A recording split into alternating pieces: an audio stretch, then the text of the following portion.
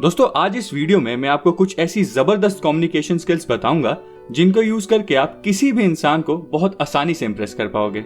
इस वीडियो में मैं आपको बताऊंगा कि कैसे आप किसी भी इंसान को अपनी पहली झलक में ही इंप्रेस कर सकते हो और आपको किसी से पहली बार मिलने पर क्या बात करनी चाहिए, आपको किस तरीके से सामने वाले से बात करनी चाहिए और आखिर ऐसी कौन सी टेक्निक्स हैं जिनको यूज करके आप लोगों के चहेते बन सकते हो, भले ही वो आपका ऑफिस का ग्रुप हो या फ्रेंड सर्कल। तो चलिए इस वीडियो को स्टार्ट करते हैं। किसी भी इंसान का आपसे मिलना एंड बात करना अपने आप में एक पूरा प्रोसेस होता है जिसकी शुरुआत एक छोटे से आई कांटेक्ट और फिर फेस टू फेस मिलने से होती है। इसे कहते हैं स्टेज 1। उसके बाद जस्ट मिलते ही पूछे जाने वाले कुछ सवाल और बात करने के कुछ टॉपिक्स, ये होते हैं स्टेज 2। फिर शुरू होता है एक डीप कन्वर्सेशन मोड, इसे कहते हैं स्टेज 3। उसके बाद सामने वाले इंसान से की गई कुछ आखिरी बातें एंड फाइनल बाय कहने से पहले के स्टेज को कहते हैं स्टेज 4।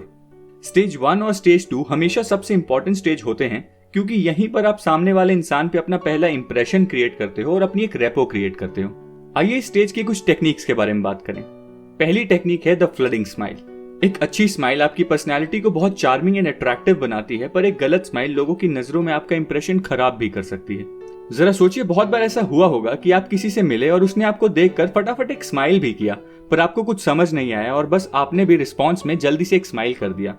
इसे कहते हैं फ्लैशी स्माइल, जो बहुत कॉमन है और किसी को स्पेशल फील नहीं कराती, बस एक फॉर्मेलिटी सी होती है।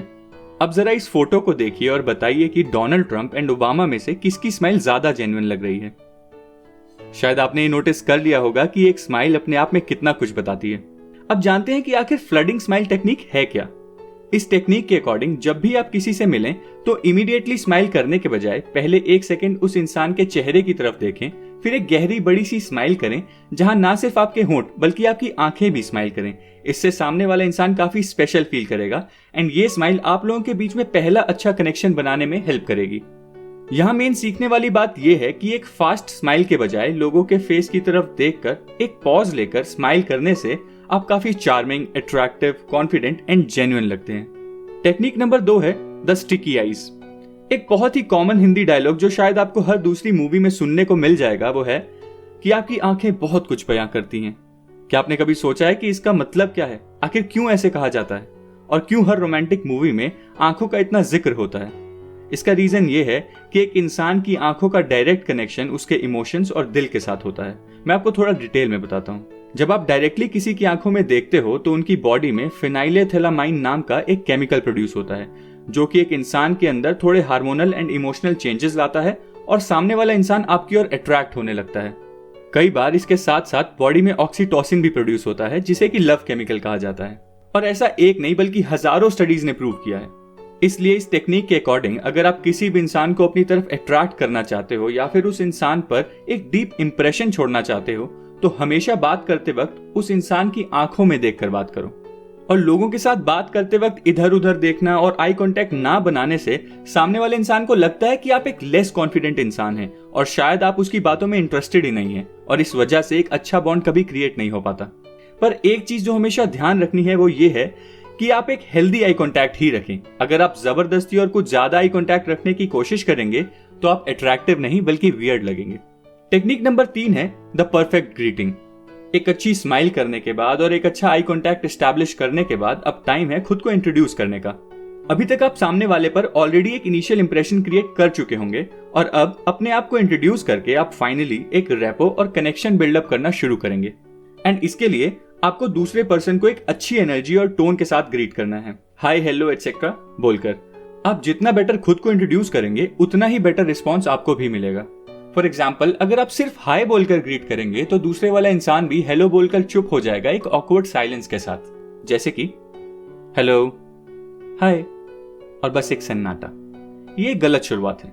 बट अगर आप खुद को इंट्रोड्यूस करेंगे ये कहते हुए कि फॉर एग्जाम्पल, हाय, मेरा नाम सचिन है, तो दूसरा आदमी भी आपको सेम रिस्पॉन्स देगा और बोलेगा हेलो, मेरा नाम मानसी है। और ये आपके लिए एक अच्छी कन्वर्सेशन स्टार्ट करने का मौका बन सकता है क्योंकि अब आप दूसरे पर्सन का नाम जान चुके हैं। फिर दूसरे आदमी का नाम जानने के बाद और सिचुएशन के अकॉर्डिंग आप ये भी पूछ सकते हैं कि वो दूसरा आदमी क्या काम करता है एंड आप भी अपने बारे में कुछ बता सकते हैं। इससे फिर आप एक डिसेंट कन्वर्सेशन स्टार्ट कर पाएंगे। टेक्निक नंबर 4 है मैच द मूड। जरा सोचिए कि आप एक अर्जेंट काम के लिए बहुत लेट हो रहे हैं और उसी टाइम आपका एक कलीग आपसे बात करना शुरू करता है और बहुत ही लेजी तरीके से बताने लगता है वो भले ही आपको कोई इंटरेस्टिंग चीज बता रहा हो, पर आपको उस टाइम पर क्या फील होगा, आप कैसा फील करेंगे? या फिर ये सोचें कि आप किसी बुरी खबर की वजह से बहुत ज्यादा अपसेट हैं और उसी टाइम आपको कोई पुराना दोस्त मिलता है और वो आपसे मिलकर बहुत एक्साइटमेंट में बातें करना शुरू कर देता है। इस टाइम पर आपको कैसा लगेगा, आप क्या फील करेंगे? शायद इन दोनों केसेस में आप बेटर रिस्पॉन्स देने के बजाय फ्रस्ट्रेटेड फील करेंगे एंड आपके लिए उनके वर्ड्स एंड बातों के टॉपिक से ज्यादा उनकी टोन और एनर्जी मैटर करेगी। फॉर एग्जाम्पल, राम अपने फ्रेंड से मिलता है एंड उसे बोलता है कि अरे भाई श्याम, क्या हाल चाल है, कहाँ है आजकल? और श्याम बोलता है बस भाई ठीक हूँ, घर पे ही हूँ। अरे आ यार, कहीं घूमने चलते हैं, ये फिर राम बोलता है।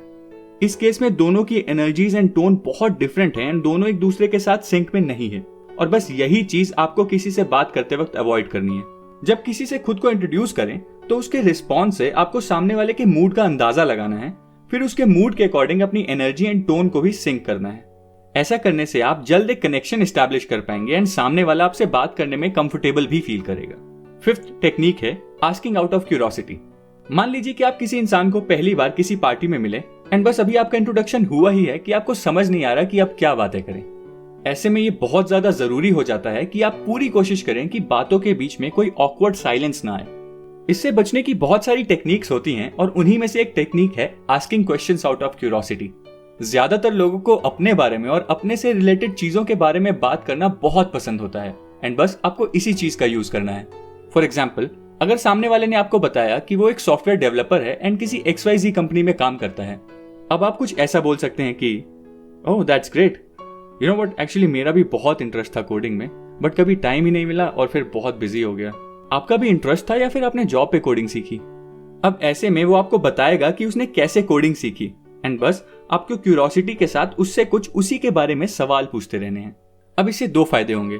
पहला कि आप सामने वाले के बारे में कुछ और जान पाएंगे और दूसरा कि सामने वाला थोड़ा और इंपॉर्टेंट एंड कनेक्टेड भी फील करेगा।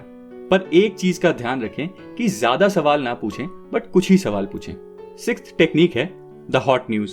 ये एक बहुत ही इफेक्टिव टेक्निक है एंड इसके बहुत सारे फायदे हैं। हमेशा आप किसी भी फंक्शन या मीटिंग में जाने से पहले लेटेस्ट ट्रेंडिंग न्यूज के बारे में पढ़कर जाएं एंड अपडेटेड रहें, क्योंकि आप किसी भी लेटेस्ट न्यूज के बारे में डिस्कशन करने के जरिए सामने वाले के साथ एक डीप कन्वर्सेशन मोड में जा सकते हैं। क्योंकि शुरुआत में आपके पास ज्यादा टॉपिक्स नहीं होंगे बात करने के लिए, इसलिए लेटेस्ट टॉपिक पर बात करना एक बहुत अच्छा ऑप्शन होता है। बस आपको ये बोलना है कि बाय द वे, क्या आपने XYZ न्यूज के बारे में सुना? आई वाज सो अमेज्ड जब मुझे ये पता लगा। तो अब इस केस में सामने वाला अपना ओपिनियन जरूर देगा एंड बस वहीं से एक डीप कन्वर्सेशन मोड की शुरुआत भी हो जाएगी। अपने आप में इस टेक्निक के दो मेजर फायदे हैं। पहला कि आप सामने वालों की नजरों में थोड़ी रिस्पेक्ट अर्न करते हैं एंड उसे लगने लगता है कि आप लेटेस्ट न्यूज फॉलो करते हैं एंड अपडेटेड रहते हैं, which is a good sign. And दूसरा ये कि कभी भी बात करने के लिए आप आउट ऑफ टॉपिक नहीं हो सकते एंड तरह तरह की न्यूज पे अपडेटेड रहने से आपके पास कई चीजों की नॉलेज बढ़ जाती है एंड फिर आप अलग अलग टॉपिक्स पे बात करने के लिए हमेशा रेडी रहते हैं, और एक अच्छे कम्युनिकेटर के लिए बहुत ज्यादा जरूरी है। दोस्तों, इन 6 टेक्निक्स के अलावा और भी बहुत सारी इंपॉर्टेंट एंड इंटरेस्टिंग टेक्निक्स हैं जो मैं आपके साथ शेयर करना चाहता हूं, पर क्योंकि इस एक वीडियो में सब कुछ कवर करने से ये वीडियो काफी लेंदी हो जाएगी, इसलिए मैं कम्युनिकेशन स्किल्स के ऊपर पूरी एक सीरीज क्रिएट करने वाला हूं। एंड आगे आने वाले दिनों में मैं आपको ऐसी और भी बहुत सारी अच्छी टेक्निक्स और कम्युनिकेशन स्किल्स के और भी बहुत सारे टिप्स बताता रहूंगा। और दोस्तों, अगर ये आपको वीडियो पसंद आई है तो इस वीडियो को लाइक करें, चैनल को सब्सक्राइब करें और बेल आइकन दबाएं फ्यूचर वीडियो अपडेट्स के लिए। Thank you.